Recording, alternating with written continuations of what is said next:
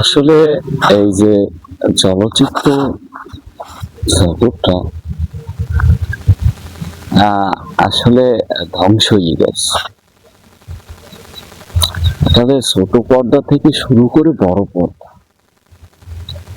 এই ধ্বংস হয়ে যাওয়ার পিছনে কার্যকলাপ হয়েছে গিয়ে তারা অতিরিক্ত টাকা দাবি করা, আহ, যে কাজগুলো করে সেই কাজগুলো ঠিক মতো দর্শক নন্দিত না হওয়া, সেই কাজের মাধ্যমে অতিরিক্ত লাভ করতে না পারা, এই সব মিলে গিয়ে আসলে ধ্বংস হয়ে গেছে।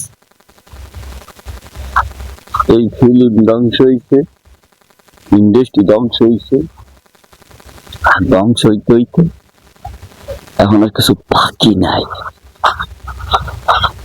আগের আগে যে একটা আমেজ আছে লোড সিরিয়াল, এই লোড সিরিয়াল এখন আর নাই। তো যাই হোক, লোড সিরিয়াল না থাকা একটা খুবই খুবই খারাপ বিষয়। অনেকে কাজ পাইতে আসে না,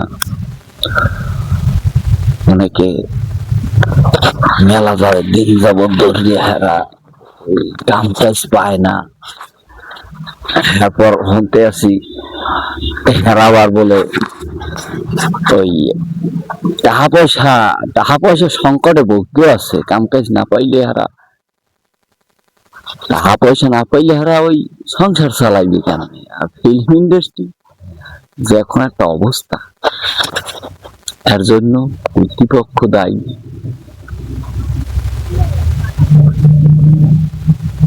তারপর এদিক ওদিক তাকানোর একটা কারণ আছে, কোন সময় কোন দিক দিয়ে একটু পড়িয়ে হয়। তো দর্শক, ফিল্ম ইন্ডাস্ট্রিটা ধ্বংস হওয়ার পিছনে যারা দায়ী আছে তারা তো এক চেটিয়া সবসময় থেকে গেছেন। ফিল্ম ইন্ডাস্ট্রিটা ধ্বংস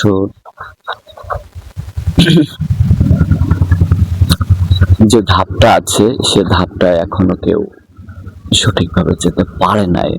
আমরা যারা সিনেমা দেখি, তো আমরা আমাদের চিন্তা চেতনা ভাবনা থেকে অনেক কিছু বলে ফেলি হুটহাট করে। তো এর পিছনে অনেকেই কাজ। সবচেয়ে বড় সংকটজনিত সময় গিয়েছে, অনেক গুণী ব্যক্তিরা ইন্ডাস্ট্রি থেকে মারা যাওয়ার ফলে ইন্ডাস্ট্রির অনেক ক্ষতি হয়েছে। আবার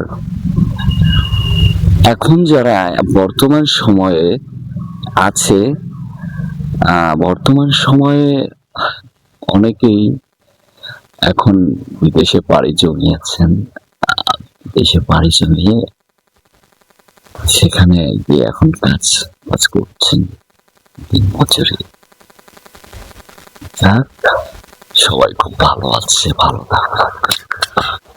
কারণ ফিল্ম ইন্ডাস্ট্রিতে খুব কম ব্যক্তিরা এই সাফল্য অর্জন করেছেন এবং কম ব্যক্তিরাই ভালো কিছু করছে, সবাই আসলে পারে না। যাই হোক, এখন সিনেমার থেকে সবচেয়ে ভালো টাকা আর্নিং করছে ছোট ছোট নাটকগুলো তৈরি করে, নাটকের মাধ্যমে।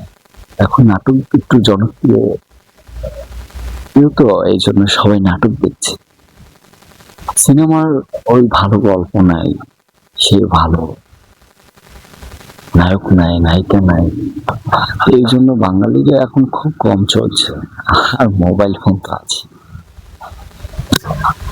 তো যারা ভিডিওটি দেখবেন তারা অবশ্যই চ্যানেলটি সাবস্ক্রাইব করে রাখবেন আর সাথেই থাকবেন।